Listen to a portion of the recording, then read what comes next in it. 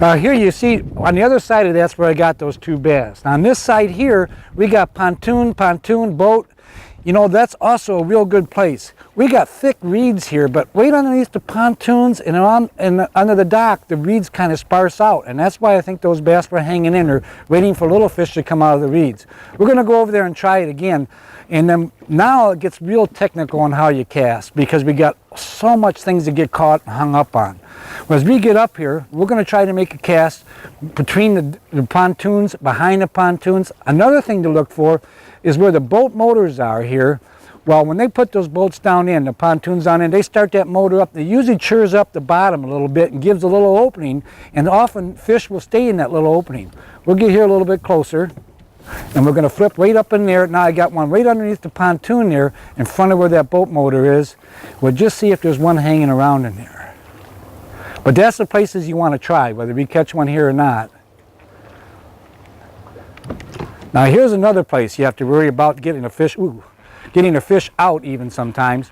But if you can, I don't know if we can catch this on camera, there is a narrow path right between the pontoon and that dock. Now if I can get lucky and get one in here a little bit further, that was all right, but I want to get a little bit further. There we go. Nice long cast back in there between the pontoon and the boat.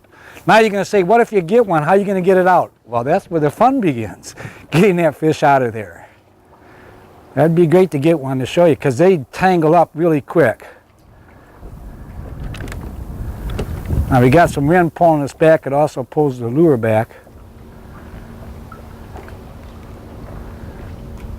But see, I can get pretty close to the dock because I'm not fishing right where I am. The boat's not going to disturb the fish. I'm going to try a little bit closer here.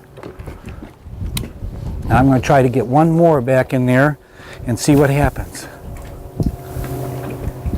Chances are that we've got the two main fish here, because they were both real nice size. So there probably isn't a lot. Sometimes you can get a school of that 12 and 13 inch bass and you can catch quite a few out of the dock. I mean, I've caught 5 or 6 sometimes out of the same dock, but normally not when they're, the 17, 18 inches size. That, not quite as many at that time. 3 probably. Now when the pontoon boats are in the water, it even makes it better because it makes like another big dock. The pontoons are out of the water, so it makes it a little easier to cast back in there. So, but before we move on to the next dock, I'm going to try to get one back in there. And I hit the pontoon. There we go. But see the reeds here? If you can pick up these reeds on camera, we're in thick, heavy reeds. And that's why most fishermen will stay away from this, because it's hard to fish through. It's hard on a trolling motor and so forth.